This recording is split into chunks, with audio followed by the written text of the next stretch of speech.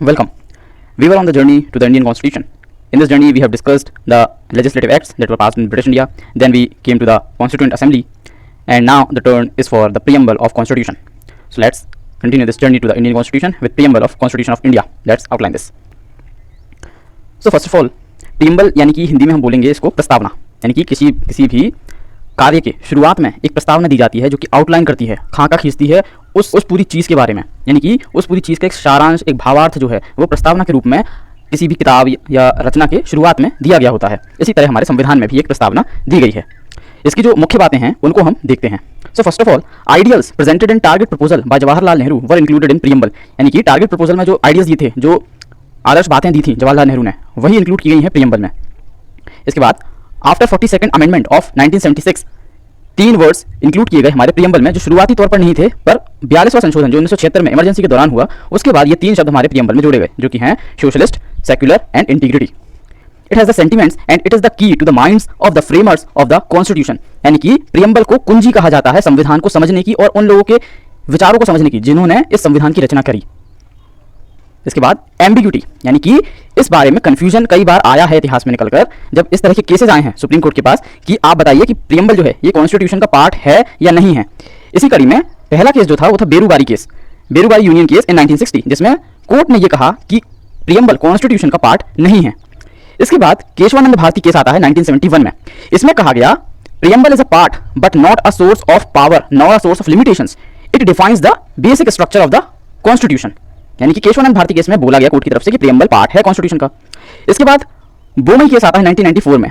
इसमें बोला गया कि preamble indicates the basic structure of the constitution, secularism is the basic feature of the constitution. तो ये कुछ अहम केस थे जो कि प्रीएम्बल से रिलेट करते हैं और ये सुनिश्चित करते हैं और ये क्लियर करते हैं कि वो कॉन्स्टिट्यूशन का पार्ट है या नहीं। सबसे पहले बेरूबारी केस, उसके बाद केशवानंद भारती एंड बोमई केस। इसके बाद according to preamble source of all power and focus is on Indian people, यानी कि संविधान की जो भी शक्तियां हैं वो किससे ली गई हैं, वो ली गई हैं इंडियन पीपल से। भारत के जो नागरिक हैं उनसे ही सारी शक्तियां ली गई हैं जो संविधान को मिली हैं, और ये सारी शक्तियां किसके लिए मिली हैं, भारत के नागरिकों के लिए ही। इसके बाद आपको प्रस्तावना में दिखेगा इस तरह से लिखा हुआ, हम भारत के लोग इस संविधान को अंगीकृत, अधिनियमित और आत्मर्पित करते हैं। This shows highest sovereignty of Indian people, यानी कि इस लेखन से ये क्लियर होता है कि जो हाईएस्ट सोवरेनिटी है, जो हाईएस्ट पावर है हमारे संविधान में, वो इंडियन पीपल के पास है, यानी भारत के नागरिकों से ही सारी शक्तियां मिली हैं भारतीय संविधान को।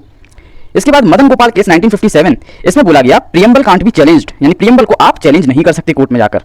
साथ ही साथ not enforceable by any courts, यानी कि प्रीएम्बल में जो कुछ बातें लिखी गई हैं वो लॉ के द्वारा एनफोर्स नहीं कराई जा सकती। The preamble is non justifiable, this means that courts cannot pass orders against the government of India to implement the ideas in the preamble, यानी कि प्रीएम्बल में आदर्श बातें लिखी गई हैं पर उनको एनफोर्स कराने की जवाबदारी कोर्ट्स की नहीं है, इसको हम एनफोर्स नहीं करा सकते कानून की मदद से।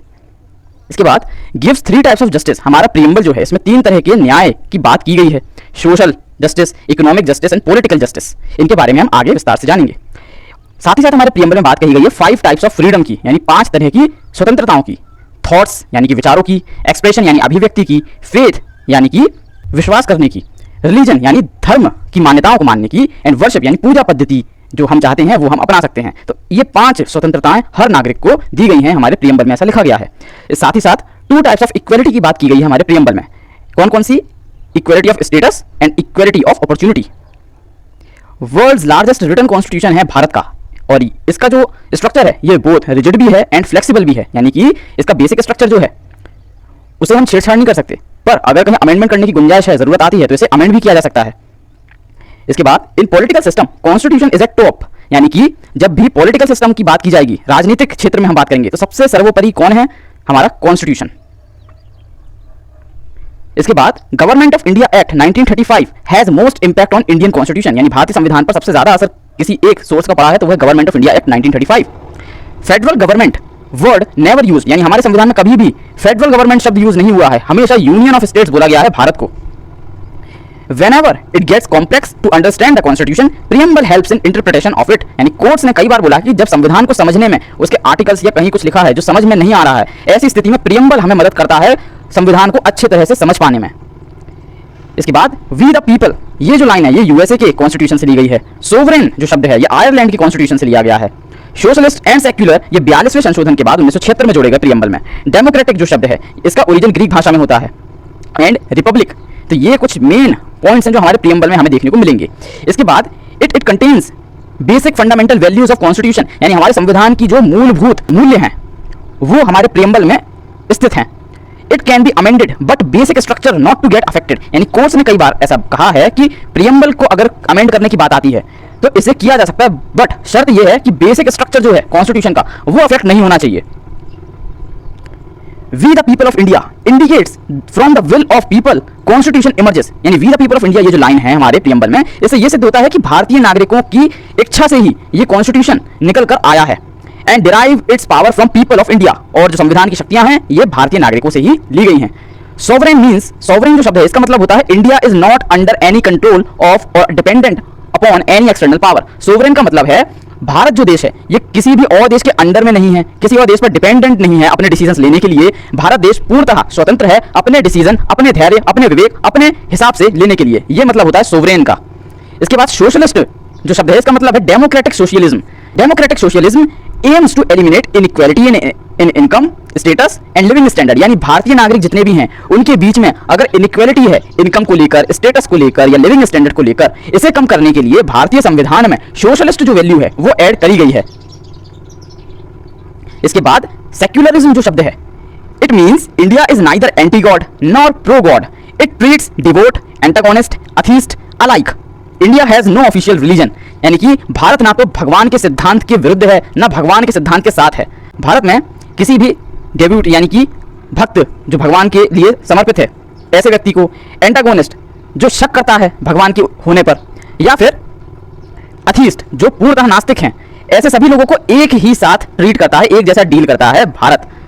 India has no official religion, यानी भारत का कोई भी स्टेट रिलीजन नहीं है, जैसे कि बांग्लादेश हो गया, पाकिस्तान हो गया, मुस्लिम जितनी कंट्रीज हैं तो वहां पर मुस्लिम धर्म जो है वो स्टेट रिलीजन है। इसी तरह कई कंट्रीज में क्रिश्चियनिटी जो है वो स्टेट रिलीजन है, पर हमारे भारत में हमारे देश का कोई एक आधिकारिक धर्म नहीं है। ये मतलब होता है सेक्युलरिज्म का। इसके बाद डेमोक्रेटिक का मतलब होता है government of people by the people for the people, यानी कि जनता का राज, यानी रूल ऑफ पीपल। इसके बाद Republic means head of state is elected not hereditary, यानी कि जहां पर राजशाही होती है वहां पर वंशानुगत तरह से अगला राजा चुना जाता है, परंतु रिपब्लिक जो राज्य होते हैं यहाँ पर इलेक्टेड हेड जो होता है स्टेट का वो चुना जाता है, यानी इलेक्शन के थ्रू चुना जाता है। तो ये मतलब होता है रिपब्लिक का। इसके बाद social justice give equal social status without any discrimination on caste, creed, gender, religion etcetera. तो ये मतलब होता है सोशल जस्टिस का, यानी सामाजिक न्याय का। इसके बाद है इकोनॉमिक जस्टिस, इसका मतलब होता है no discrimination on wealth, income, economic status, everyone get opportunity to earn for their living. इसके बाद है पॉलिटिकल जस्टिस, यानी राजनीतिक न्याय, यानी कि all people can participate in political opportunities without discrimination, यानी कि विदाउट एनी डिस्क्रिमिनेशन कोई भी भारत का नागरिक पॉलिटिकल एक्टिविटीज जो होती हैं उसमें पार्टिसिपेट कर सकता है। इसके बाद लिबर्टी जो शब्द है इसका मतलब है power to do like anything which do not injure other, यानी हमें कुछ भी करने की आजादी है पर वो चीज ऐसी होनी चाहिए कि वो दूसरे को हर्ट या इंजर ना करे, ऐसी किसी भी चीज को करने की हमें आजादी है। ये मतलब होता है लिबर्टी का। इसका जो सिद्धांत है ये फ्रेंच रेवोल्यूशन से लिया गया। इसके बाद equality of status and opportunity, equality before law. Equality of status and opportunity का मतलब है secured by abolition all distinctions and discrimination by the state between citizen and citizen, यानी दो नागरिकों के बीच किसी भी तरह का डिस्टिंक्शन यानी अंतर या फिर डिस्क्रिमिनेशन भेदभाव ना किया जाए रिलीजन के नाम पर, रेस के नाम पर, कास्ट के नाम पर, जेंडर के नाम पर। साथ ही साथ अनटचेबिलिटी एंड टाइटल्स का एवोल्यूशन किया जाए। इसके बाद इक्वालिटी बिफोर लॉ का मतलब है equality of law means like should be treated alike, unlike should not be treated alike, यानी एक जैसे स्तर यानी एक कैटेगरी के इंसानों को कानून के समक्ष एक जैसा ही ट्रीट किया जाएगा। इसके बाद फ्रेटर्निटी, फ्रेटर्निटी का मतलब है द स्पिरिट ऑफ ब्रदरहुड, यानी भाईचारे की भावना, यानी कि सभी भारतीय नागरिक जो हैं ये एक ही मातृभूमि की संतानें हैं। इस तरह की जब भावना होगी हमारे सभी नागरिकों में तो देश प्रगति करेगा। इसके बाद डेट ऑफ अडॉप्शन जो है हमारे कॉन्स्टिट्यूशन की वो है 26 नवंबर 1949, यानी इस तारीख को अंगीकृत किया गया था हमारे संविधान को बाय द कॉन्स्टिट्यूएंट असेंबली। अब एक नजर मारते हैं हमारे प्रियम्बल पर और पढ़कर देखते हैं जो अभी तक हमने सीखा वो कितना हमें समझ आ पाया है। तो आपके सामने इंग्लिश में भी है और हिंदी में भी है, हम बारी बारी से दोनों को पढ़ेंगे और समझने की कोशिश करेंगे। So first of all in English, we the people of India having solemnly resolved to constitute India into a sovereign, socialist, secular, democratic republic and to secure to all its citizens justice, कौन कौन सी justice, social, economic, political then liberty की बात है, liberty कौन कौन सी, thought की, एक्सप्रेशन की, बिलीफ की, फेथ की, वर्शिप की। देन इसके बाद इक्वलिटी, इक्वलिटी कौन कौन सी, स्टेटस की, अपॉर्चुनिटी की, and to promote among them all. इसके बाद फ्रेटर्निटी यानी भाईचारे की भावना, assuring the dignity of the individual यानी सम्मानजनक तरीके से हर कोई जीवन जी पाए, and the unity and integrity of the nation यानी कि भारत की एकता और संप्रभुता को बनाए रखना, यह है फ्रेटर्निटी के अंदर। In our constituent assembly this 26th day of November 1949 do hereby adopt, enact and give to ourselves the constitution। यानी कि भारत के नागरिक 26th day of November 1949 को अपने आप को ये जो कॉन्स्टिट्यूशन है ये समर्पित करते हैं। अब हिंदी में हम देखते हैं, हम भारत के लोग भारत को एक संपूर्ण प्रभुत्व संपन्न समाजवादी पंथ निरपेक्ष, सोवरेन का जो मतलब है प्रभुत्व संपन्न, इसके बाद सोशलिस्ट यानी कि समाजवादी, इसके बाद सेक्युलर यानी पंथ निरपेक्ष। धर्म निरपेक्षता अलग चीज होती है, पर जो सेक्युलर का वर्ड टू वर्ड मीनिंग है वो है पंथ निरपेक्ष। इसके बाद डेमोक्रेटिक रिपब्लिक यानी लोकतंत्रात्मक गणराज्य बनाने के लिए तथा उसके समस्त नागरिकों को सामाजिक, आर्थिक और राजनीतिक न्याय, विचार, अभिव्यक्ति, विश्वास, धर्म और उपासना की स्वतंत्रता, प्रतिष्ठा और अवसर की समता प्राप्त कराने के लिए तथा उन सब में व्यक्ति की गरिमा और राष्ट्र की एकता और अखंडता सुनिश्चित करने वाली बंधुता बढ़ाने के लिए दृढ़ संकल्प होकर अपनी इस संविधान सभा में आज तारीख 26 नवंबर 1949 मिति मार्गशीर्ष शुक्ल सप्तमी संवत 2006 विक्रमी को एतद द्वारा इस संविधान को अंगीकृत, अधिनियमित और आत्मर्पित करते हैं। तो ये था हमारा प्रियम्बल। आई होप आपको समझ में आया हो। इसमें जो जो मेन पॉइंट्स थे वो हमने डिस्कस किए, हर एक टर्म का मतलब जाना, एंड देन हमने दोनों ही भाषाओं में हमारा प्रियम्बल पढ़कर देखा। तो this was a preamble. I hope you understand what are the terms that are mentioned in our preamble and how it is important for the interpretation of the constitution, because it shows the basic values that our constitution has in itself। तो पूरा जो संविधान है उसका एक सारांश हमें पता चल जाता है हमारा प्रियम्बल पढ़कर। और यही कोर्ट ने बार बार बोला है कि जो प्रियम्बल है ये कुंजी है हमारे संविधान की। यानी अगर संविधान को समझना है तो सबसे पहले आप प्रियम्बल को रीड कर लीजिए, आपको संविधान का जो बेसिक स्ट्रक्चर है वो समझ में आ जाएगा। So we were on the journey to the Indian constitution, and आज हमने आउटलाइन किया है preamble of the Indian constitution. I hope आपको वीडियो अच्छा लगा हो। वीडियो अच्छा लगा हो तो वीडियो को लाइक करिए, शेयर करिए, सब्सक्राइब करिए हमारे चैनल को। एंड इसी सीरीज में हम आगे भी हमारे कॉन्स्टिट्यूशन के बारे में कंटिन्यू करेंगे। So till the next video, keep practising and God bless.